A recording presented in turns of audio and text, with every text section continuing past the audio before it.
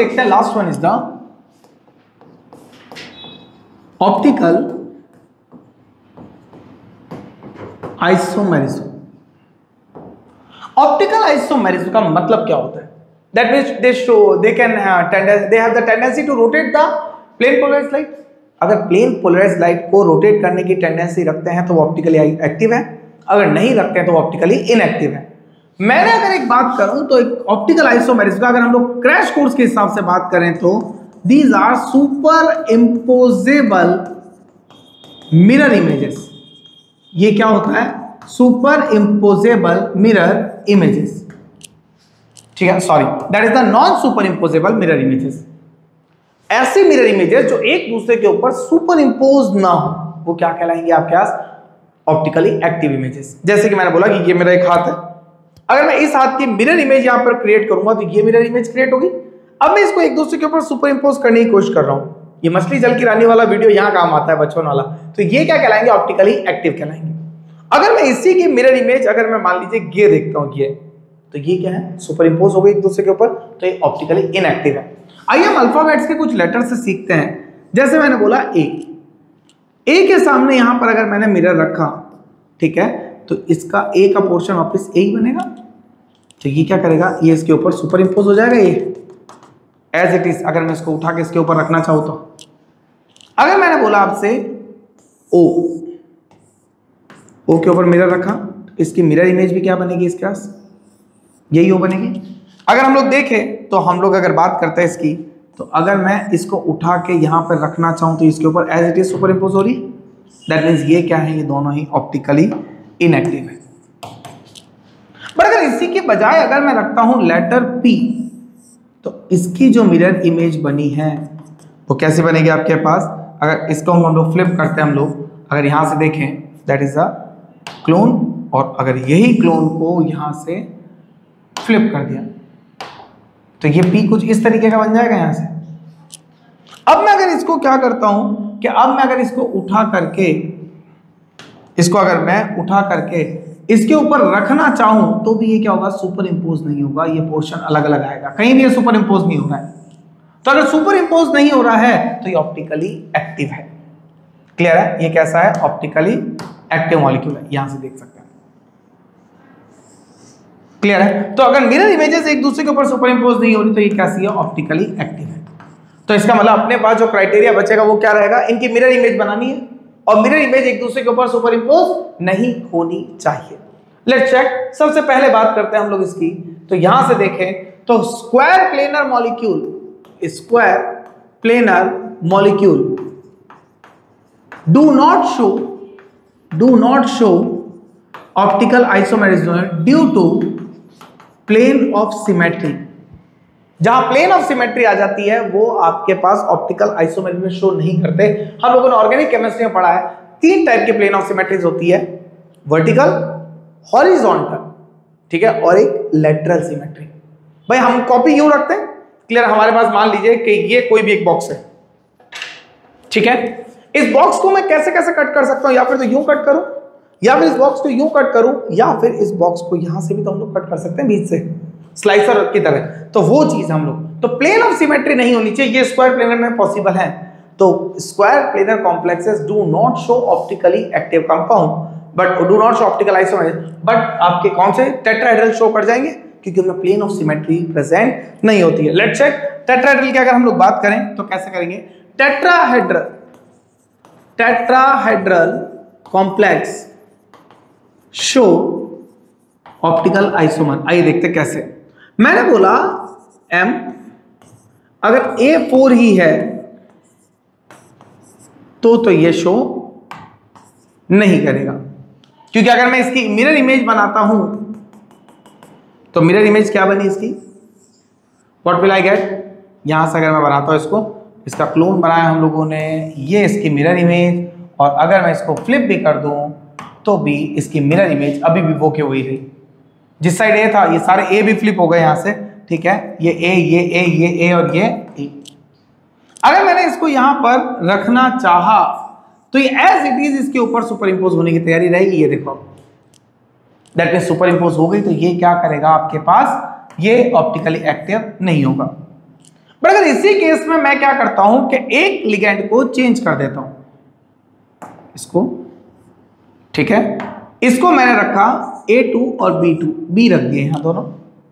अब मैंने जब इसका फ्लिप बनाया तो ये दोनों B कहां आएंगे, ये B यहां आ जाएंगे दोनों। अरे सही है, सुनो। अब अगर मैं इसको सुपर इंपोज करना चाहूं इसके ऊपर, कलर चेंज करके देखते हैं हम लोग बात। अगर मैं इसको सुपर इंपोज करना चाहूं तो आप ये देखोगे जहां पर मेरा एक B तो सुपर इंपोज हो जाएगा मान लीजिए, पर यहां पर A की जगह B आ गया, B की जगह A आ गया, तो ये क्या करेगा, ये ऑप्टिकली एक्टिव कंपाउंड की तरह काम करेगा, ऑप्टिकल एक्टिव है। बट आपसे जो क्वेश्चन पूछा जा रहा है नीट में वो इससे आ ही नहीं रहा टेट्राहेड्रल से, वो आ रहा है आपका ऑक्टाहेड्रल से। तो ऑक्टाहेड्रल की मैं कुछ ट्रिक्स बता रहा हूं आपको, उनको ध्यान रखना है। 3 ट्रिक में ऑप्टिकल आइसोमर पूरा हो जाएगा। पहला, इफ ऑक्टाहेड्रल कॉम्प्लेक्स कंटेन्स, अगर 3 सिमेट्रिकल, पहला पॉइंट क्या है, 3 सिमेट्रिकल बाइडेंटेड लिगेंड, अगर 3 सिमेट्रिकल बाइडेंटेड लिगेंड है तो ये ध्यान रखना, ऑलवेज ऑप्टिकली एक्टिव होगा, हमेशा क्या होगा, ऑप्टिकली एक्टिव। देखिए कैसे,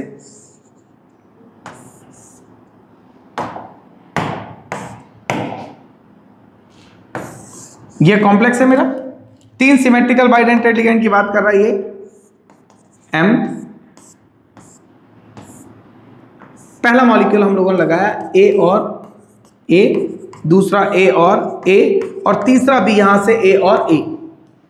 3 सिमेट्रिकल बाइडेंटेड लिगेंड है। अब मैं इसकी मिरर इमेज बनाता हूं। मिरर इमेज बनाने के लिए हमको क्या करना पड़ेगा, इसको फ्लिप करना पड़ेगा, क्लियर है। इसकी मिरर इमेज जब बनेगी तो ये यहां से सेलेक्ट एंड ये बना क्लोन इसका, और ये यहां से हुई इसकी मिरर इमेज, फ्लिप मिरर। आई बात समझ, ए इस तरीके से हो जाएगा काम। अब क्या हो रहा है यहां से देखिए, अगर मैं इसकी बात करते हैं यहां से, तो ये मॉलिक्यूल आ गया हमारे पास, ठीक है। अब अगर हम लोग देखें तो इस मॉलिक्यूल में अगर मैं इसको यहां से उठाता हूं और मैं इस मॉलिक्यूल को यहां पर लाने की कोशिश करता हूं, ये देखिए इसके ऊपर जब मैंने रखा इस पूरे पार्टिकल को, तो यहां देखिएगा ये जो A थे, यहां देखिए यहां पर पहले कुछ भी नहीं है, तो ये वाला जो पोर्शन है इसकी मिरर इमेज जो है वो ये है, तो ये कहां आना शुरू होगा, ये यहां आएगा।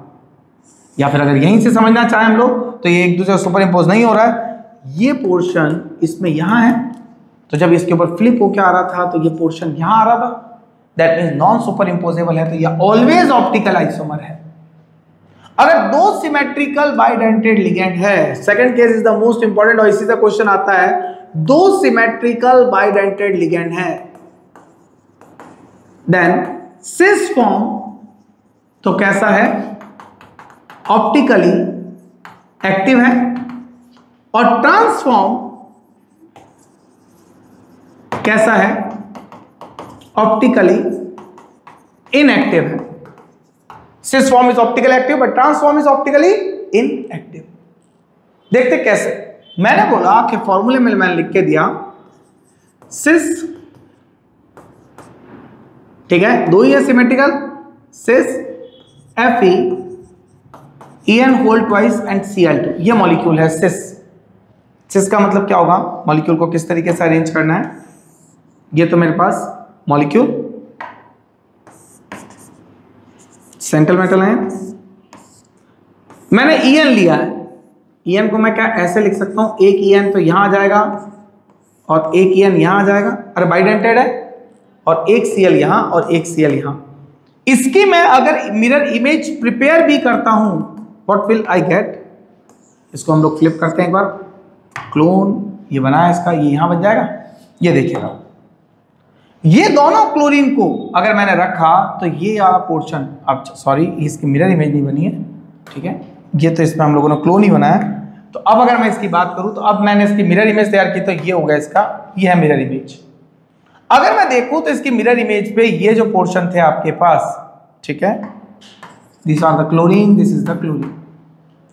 अगर मैं इसको रखूं तो ये वाला पोर्शन देखो ये यहां पर है, अगर मैं इसको उठा के रखूंगा तो यहां आएगा, एक दूसरे के ऊपर सुपर इंपोज नहीं होगा, दैट मीन्स ये ऑप्टिकली एक्टिव है। बट अगर मैं इसी का ही ट्रांसफॉर्म बनाने की कोशिश करता हूं, if I try to make the transform, तो ट्रांसफॉर्म इसका कैसे बनेगा? ये मेरे पास मॉलिक्यूल, ठीक है, अब मैंने इसके क्या किया, ये central metal ion, what will be the transform, that is the, ये हो गया मेरा एक EN, ये हो गया मेरा दूसरा EN, ये हो गया मेरा Cl और ये भी हो गया मेरा Cl। दैट मीन्स अगर मैं इसकी मिरर इमेज प्रिपेयर करता हूं, तो हम लोग करते हैं इसमें पहले हम लोग इसकी मिरर इमेज बनाते हैं, यहां से इसको सेलेक्ट किया, अब इसका बनेगा क्लोन, ठीक है, ये आया इसका क्लोन, और अब इसको करते हैं हम लोग फ्लिप, ये बनी इसकी मिरर इमेज। अब अगर मैं इसको इसके ऊपर ला रहा हूं, ये देखो EN के ऊपर EN आ रहा है, दैट मीन्स ये क्या हो रही है, एक दूसरे के ऊपर सुपर इम्पोज हो रही है। तो जब सुपर इम्पोज हो रही है तो ऑप्टिकली एक्टिव नहीं है। ये ही मॉलिक्यूलर थ्योरी थी बस आपके ऑप्टिकल आइसोटोप। इतने में आपके सारे क्वेश्चन सॉल्व हो जाएंगे, ठीक है। अब आपके क्वेश्चन बचते हैं BBT और CFT and the stability of complex, उनको हम लोग थोड़ी देर में देखेंगे।